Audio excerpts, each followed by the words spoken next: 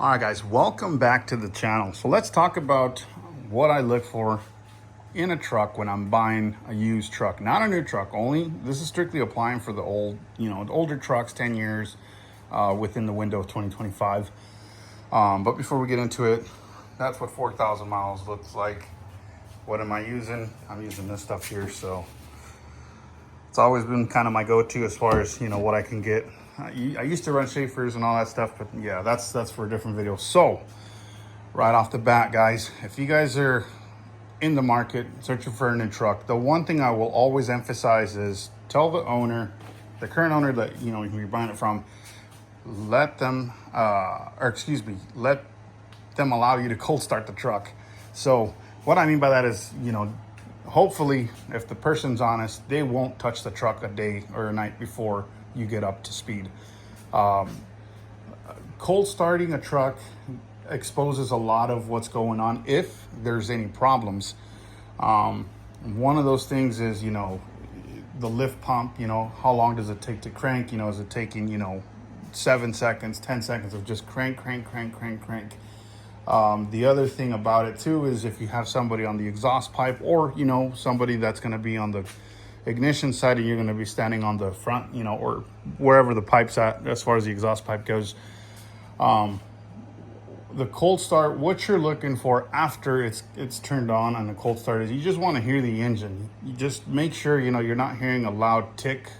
Could be injector knock, could be, maybe a hydraulic roller lifter depending on the engine. But, pay attention to that kind of stuff. Is there like a loud clunk, look at the exhaust pipe. Is there white smoke, blue smoke? How long is the smoke out for? I mean, all that will tell you everything about the truck. And that's why it's super important that you get a cold start. If you cannot get a cold start for whatever reason, as far as somebody, the seller's telling you, well, I use it or blah, blah, blah, guys, just walk away. Walk away. The reason I emphasize walk away is because if somebody really wants to sell you something, they will do what they can to give you, the first, hand of what you want, right? The other thing about this too is it's easy for anybody to clean the truck, from the exterior, interior, engine bay, underneath, all that stuff. Guys, it's not that they're hiding something, and I'm not pointing it out as somebody's hiding it. What I'm saying is, that first impression is gonna knock it off into the park for you. It's like, okay, you saw it's clean, you don't want to question it, you kind of let your guard down. That's the whole purpose of me making this video. Guys, don't let your guard down. If the truck's on, look at your temperatures. Again, just kind of, walk around it, look at the tires. One thing that has always, given me the telltale sign, I guess a strong telltale sign for any car really, but mainly a truck that you're going in a Hotshot, look at the tire brand, guys. If there's a good name brand tire on all four corners, whether it's a dually or not, that is a good indication that somebody gave that truck a good life. That's what you want to look for, right? And this is just on the exterior part. If you're starting to see, a Michelin tire here, and then you got a BF Goodrich on this side, and then you got a cheap knockoff tire from Walmart or whatever, and then you got like a freaking, Bridgestone tire here, that should really tell you something right there immediately. That right there for me is kind of like, I'm gonna stop here and I'm walking out. I'm out of here. I just won't do it, because if somebody really cares for the truck, that's where it all starts, the tires. The one thing I always look at too is inside the brake pedal right here. Sorry for the glare, guys. When, if all this is worn out to the metal, same thing with the skinny pedal. If all that's completely worn down to the metal, guys, I mean, if that doesn't tell you something, I don't know what will. At that point, the truck has been used and pretty good, to the point where they're probably not using their exhaust brake, or they don't know how to use their exhaust brake, or they just flat out don't tow to the point where they don't need their exhaust brake, and just, they're doing everyday driving. But, that pad or the brake pad or whatever, or brake pedal pad cover, however you want to call it, if that thing's worn down, guys, start looking at your braking system. Look at the rotors, make sure they're not gouged from in or out if you can. look at the brake pads themselves. Are they evenly worn, or are they like down to like the 80% worn down mark? Of course, when you test drive it, you're gonna hear, you know, the squeak, if there's any squeak. Calibers, you know, it's kind of hard to just, you know, figuring out which ones, you know, what's a good caliber and what's not, because sometimes they're stuck. But, you know, kind of dig into that thought. If the brake pedal's worn down, then all right, time to investigate underneath. Let's look at all that system. So once you get past that, you know, obviously, you know, there's gonna come a point where you're gonna have to test drive. Now, before you take it on a test drive, turn on the truck, get past all the whole point of the cold start. Like for me, for instance, this, right? This is a telltale. I haven't had a chance to wash it, but that was this right here. So just an example. This kind of tells you something happened. Question it. If this is like, if I'm selling you the truck and you question me and I tell you some BS story of like, well, you know, I don't know, it was an uncle's truck or whatever, and that's just how I got it. Guys, don't buy that crap. Just read the truck. Or, you know, is the radiator coolant low? You know, because it looks pink. What's pink nowadays? Transmission fluid? I mean, not really, but yeah, sure. Or coolant. You know, start reading your bottle. Like, is it, you know, top where it needs to be? Your oil, smell it, feel it. Is it watery? Is it milky color? Is it brown? Like all that stuff before you turn on the truck. And then of course, you know, your brakes, your power steering. Just go through your fluids, guys. I know some people, most of you guys understand how this works, so I get it. You know, you guys are probably gonna think I'm blabbering off or whatever, but some people don't understand it, and that's the kicker. There is people that don't understand how this works. So I'm trying to help you guys out as far as somebody trying to get in a Hotshot and all that, and trying to pick out the proper truck. Guys, warm up the truck, turn it on, no funny noises, everything checks out. Make sure there's no bubbles coming out of the aggressive amount of bubbles coming out from the coolant reservoir while it's completely warmed up to normal operating temperature, which is about 160, 70 plus degrees, depending on the manufacturer. But if there is bubbles coming out of the coolant reservoir, obviously something's wrong, and it's not going to be cheap. I'm just going to tell you. Same scenario with the brakes.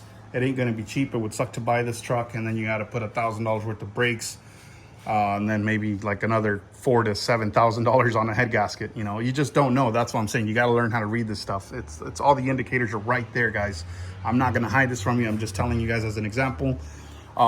When the truck is on and it's completely warmed up, there's a thing called the blowby test. Now, if you guys don't know what a blowby is, so this engine's a 6.7 Cummins. Obviously, you guys know it's an inline six. All your pistons are in a row, 6 in a row, ready to tow, so they say, right? Now, these pistons are about whatever size, and around them, there's a thing called the piston rings, and those piston rings, the piston rings job is to keep the compression operating the way it's supposed to, you know, as far as the amount of compression and blah, blah, blah. When compression starts to get passed by the rings, aka blow by, when the truck is completely warmed, like operating temperature, you've turned on the truck and it's been on for about 20 minutes, we'll just say. If you pop this cap while the truck is on and hot, you flip it upside down, just set it on level ground, and normally you'll see, you know, it'll do something along the line of this, right? You'll just just idling, Now, that's normal. There might be a little bit of steam coming out, just a tiny bit, which is normal. That's to be expected. Every truck has a little bit of blow by. Now, let's just say the truck is idling, right? And you're gonna go check your blow by. You're twisting it, and next thing you know, as you twist it, then you got that happening, right? Where boom, because not all the time, but like a severe amount of blow by will kind of, you know, that would be your telltale sign. It'll just pop off. Next thing you know, you're gonna have to grab the cap, flip it upside down, set it on the top.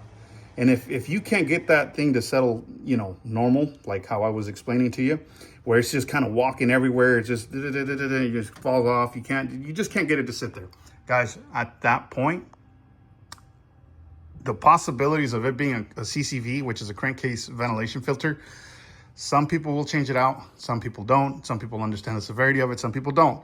Yes, there's always a possibility that it could be that. However, when people really care about their trucks as far as the maintenance goes and like all that stuff, guys, you have to change that out. You know, 50,000, 40,000, depending on how you run and how you idle.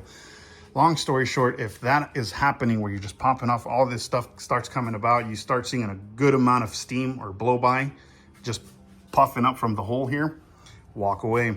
Walk away. That's an expensive bag you're gonna hold as an L after you bought the truck. If somebody tells you, oh, it's because it's running a hot tune, it's got a lot of power, no, absolutely not. There's no such thing as running that much horsepower to the point where you're, you know, that's happening. That's never ever the case.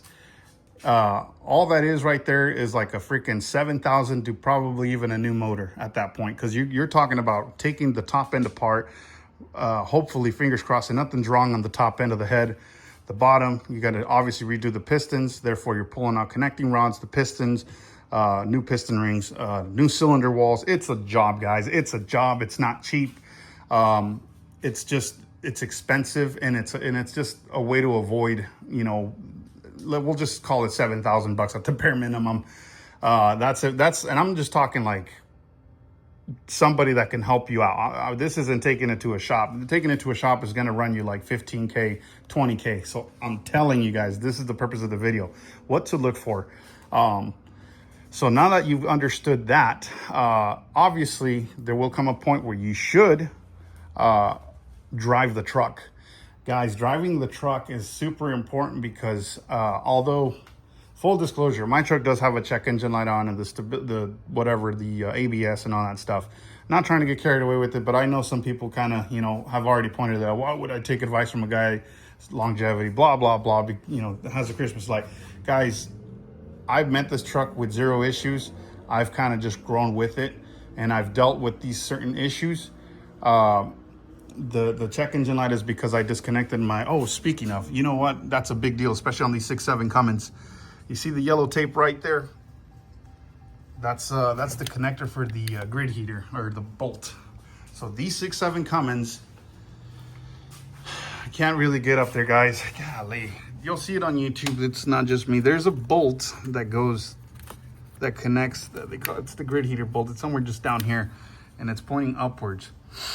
And it's a stud that has a bolt or a nut, or however you want to call it, underneath all this piece, right? Like it's underneath, kind of goes counterintuitive to this, right? It's on this side. Anyways, I can't explain it because I'm not like too familiar with it, but I know it's not a good thing. And it's the #1 killer for these engines. Well, the way to test them is once you get a better understanding of where that stud's at, man, I can't. Well, anyways, you got to wiggle it. If there's a good amount of wiggle room, like a lot of, how do you call it? A lot of play, man, you better not drive that truck, and you're probably better off walking away. Now, if you already bought it and you already have that issue, guys, go order the Ram. I think it's Banks Ram Air, something Ram Air intake, and it's like the manifold, and it's I don't know, air intake manifold, I think is what they call it. There's a kit for it, but anyways, it's a good $1,200 for it, and it saves your engine, because if that nut comes loose with the heat, it'll walk off or break off, and it goes on into cylinder 5 or 6, and you are done. That's automatic new engine on the spot. Super important, guys. Really, really important. So my case in point with that is, that's why I have the check engine light on, is because I disconnected it not only from there, but I also disconnected it from the relay down here. There's a, well, you want that right here, right where my finger's at, right here. I ran that wire somewhere up here. I have it just kind of tucked away, but the relay is right there, that one. And because I disconnected it, obviously the truck reads it, you know, as disconnected, so obviously the check engine light's on. Now, to address the ABS HCU system, which is the head control unit, it's very common on these Dodges. I don't know about the 5th gens, I just know about the 4th and kind of the 3rd gen. And I guess, you know, this kind of applies to you too if you're looking at buying a Ram. I've changed the hydraulic control unit. It's underneath this cover. You to access it, you gotta go underneath the wheel well. It's kind of a job. It's like a 2-hour, 3-hour job, but if you guys don't believe me, hold on. It's this piece right here.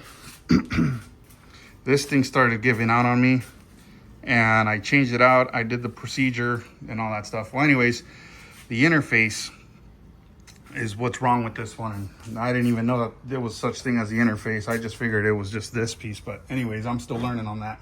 That's another video.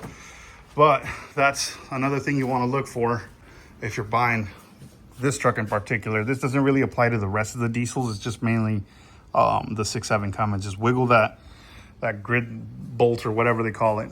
Fingers crossed it's not loose. Even if it's a little bit loose, address it.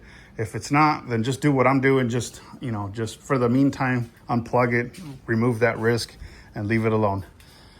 Coming inside, obviously, you just got to make sure, you know, your power windows, power door locks, all that stuff works. Your AC, you know, the typical stuff. Just give it a good run. Make sure your electronics aren't, you know, are working the way they're supposed to. Obviously, your lights, tires, you know, ask questions, guys. You guys got to ask questions as far as like, hey, what's been done to the truck? Who owned the truck? You know, if there's any history that needs to be said or brought up from the seller, they'll bring it up, you know what I mean? There's no shame into it. So definitely something to always look after. And I'm trying to think of what else I'd look for when buying an older Dodge. Obviously, when you run it, that's the one thing too, guys. I know this video is getting long. I don't mean it to get long, guys. I'm sorry. If you guys get the opportunity to drive the truck, a diesel truck in particular, it doesn't matter if it's a Power Stroke or Cummins or Duramax. If somebody cleared the check engine light on these trucks, obviously you're not going to see it when you first approach the truck and you're just kind of walking around, listening to it idling, blah, blah, blah. Everything seems fine and dandy. Sure. The one thing I will always do and recommend to do, especially if you can drive it alone, is go out, hit a highway, pull off to the side in a safe manner, turn the truck off, open the door so it resets the ECM, lets, you know, kind of like you're done for the day, close the door, turn the truck back on, put it in tow haul mode. If it has an exhaust brake, turn it on, put it in drive. When it's safe to do so, guys, give it about 70 to 80% throttle. Just go. I know it's a little bit brutal. I get it. It seems kind of like, man, that's kind of rude. You're kind of treating the truck like crap. But if there's a check engine light and the truck's under stress, you know, tow haul mode, it's you know, all that stuff. It's under stress. What you're looking for when you're going 0 to 70 miles an hour-ish, maybe 80 depending on your area, or 60, whatever it is. What you're looking for is, one, make sure all the gears, if it's a 6-speed, make sure it's going through all 6 gears. 2, the response. Is there kind of a laggy response? Is it shutty? Is it kind of like shuddering? Is there, you know, it just is something. If there's something going on, you're going to see it and you're going to feel it. Does the truck, aside of the lack of response, does the truck pull to the right? Does the truck pull to the left? Does it stay in one, you know, does it sit in one gear? Does it just take a little too long to downshift? All that stuff is what I'm trying to emphasize as far as putting the truck under stress. Just go. And do it about 3, maybe 4 times. Pull off to the side of the road, you know, put it in park, put it in drive again, and do it all over again. I'm not saying go do a burnout, guys. What I'm saying is just drive it. Put it under stress. Feel the truck. If vibration's exposing, is it vibration from the steering wheel, aka the steering system, or the suspension? Is it clacking, clunking? You know, feeling when you're turning the wheel. Does the steering wheel feel kind of loose? If so, then you got to question the gearbox, the rack and pinion, anything that ties into the suspension components and the steering components, right? That's what I'm trying to tell you guys. You know, if there's vibration, is it your drive line? Is there a humming noise coming from the rear end that may indicate, you know, the differential's probably shot or about to go south on you, or maybe there's a wheel bearing or a wheel hub that's, you know, ready to leave the chat. That's what I mean by go 0 to 70 miles an hour. Now, don't be, you know, I'm not emphasizing be, you know, crazy and go and destroy someone else's stuff, but you really do got to put the truck under stress. If there's a check engine light, by then you will see a check engine light, because that truck under stress, basically any car really, will have, you know, obviously the computer's going to read what's going on. If something's malfunctioning, boom, check engine light should start on, you know, should turn on.